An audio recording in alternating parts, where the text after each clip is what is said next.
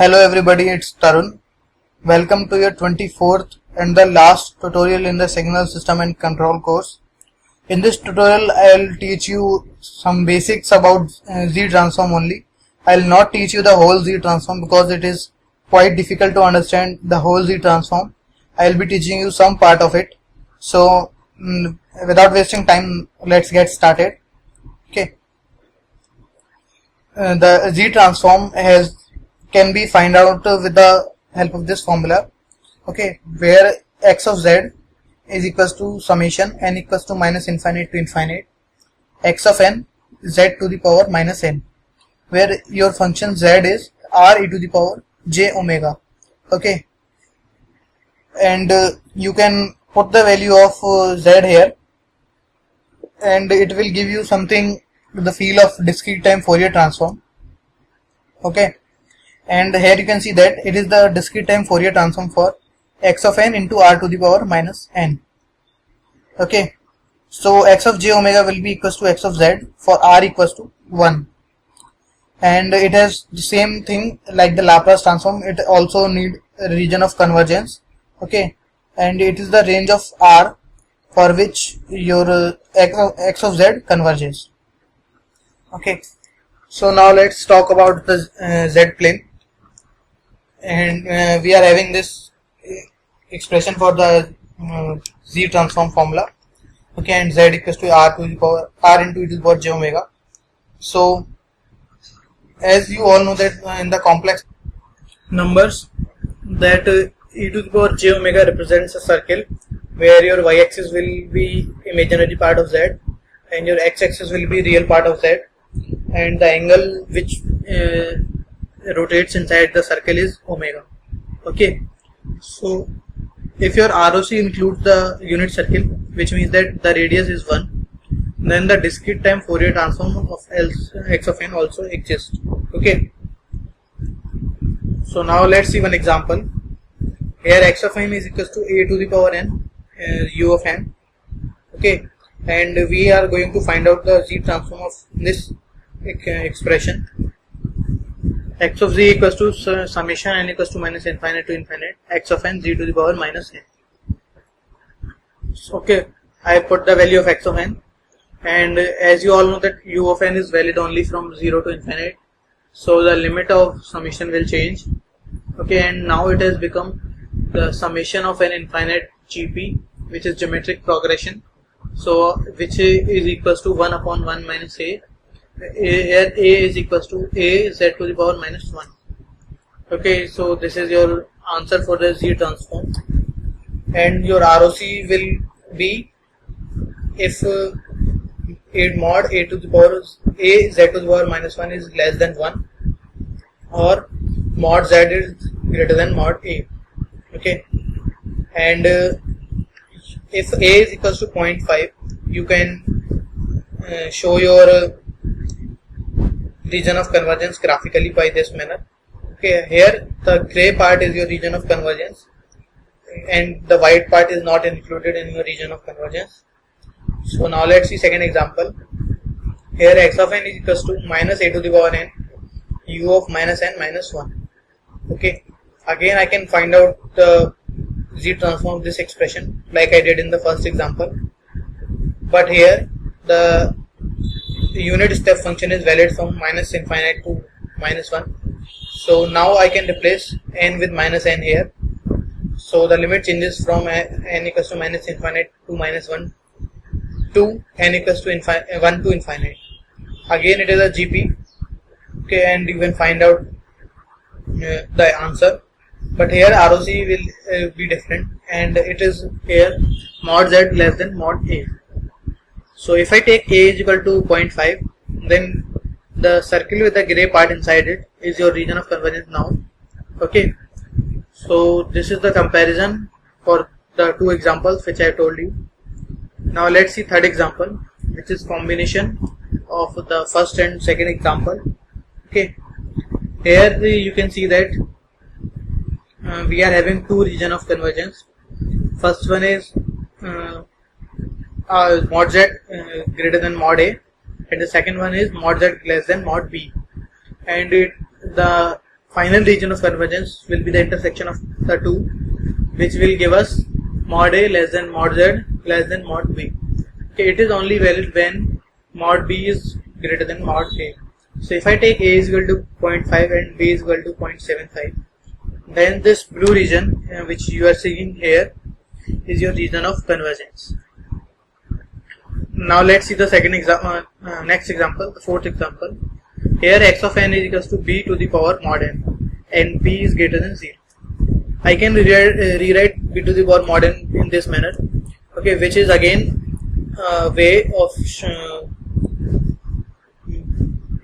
which is again an example is the last, okay, and here your Z transform will look like this, and your ROC of 1 will be mod Z greater than B, and ROC of second will be mod Z less than 1 upon B.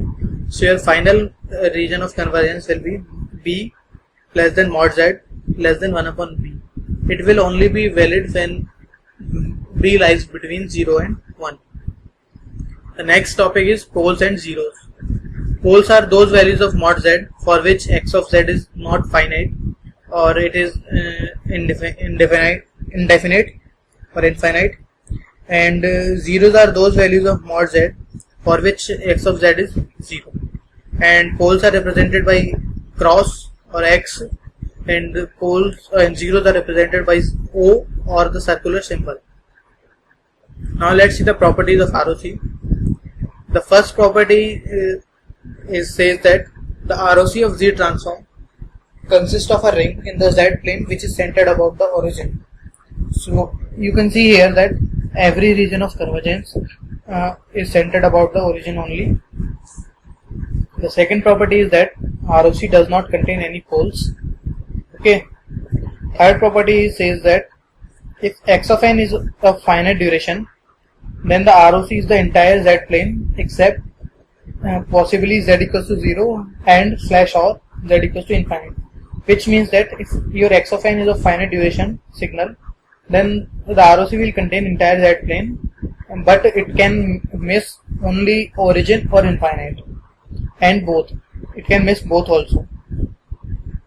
The next property says that if your signal is right-handed signal, okay, then your region of convergence lies outside mod z equals to R0, and you can relate it with the first example where your region of convergence was mod z greater than mod A, and you can see in that example that the gray region was outside the circle of radius A. Okay, and similarly in the left-handed signal property, you can relate it with the second example where your region of convergence was inside this circle mod z less than mod A. The next property is if your x of n is two-handed signal, okay, which was the combination of right-handed and left-handed signal in the example 3, then your region of convergence will likely a disk. Okay. The next property says that if x of z is rational, okay, and then if x of z is rational, then the ROC is bounded by poles or extends to infinity. It means to say that if your x of z is rational, then the outermost point in the ROC will either be a pole or infinity. The next property is that if your x of z is rational and is right-sided, then the ROC is the region in the z plane outside the outermost pole, and if x of n is causal, then the ROC extends to infinity. And if x of z is rational and it is left-sided, then it lies inside the innermost pole, and if x of n is anti-causal, then it also includes z equals to 0. The next property and last property says that the ROC must be a connected region. Now let's see the properties of Z transform. The first property is the linearity property, which is similar to every other linearity property. If your input is ax1 plus bx2, then your Z transform signal will be a capital X1 plus b capital X2, and your final ROC will be R1 intersection R2. The next property is time shifting property. If I shift my variable n by n0 in the input signal, then in the Z transformed output signal, I'll get x of z multiplied with z to the power minus n naught, and your ROC will be r plus minus 0 to infinite inside curly braces. The next property is scaling in the z domain.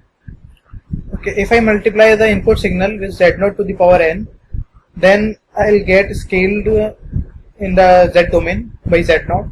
Okay, which means to say that the z transform will be x of z upon z0, and ROC will be mod z0 into r. So if z0 equals to 1, and then e to the power j omega naught n into x of n will have z transform x into e to the power minus j omega naught n z, and here ROC will be equals to r. The next property is the time reversal property. If I change the variable n with minus n, then the variable z will be reversed, or you can say that z will become 1 upon z.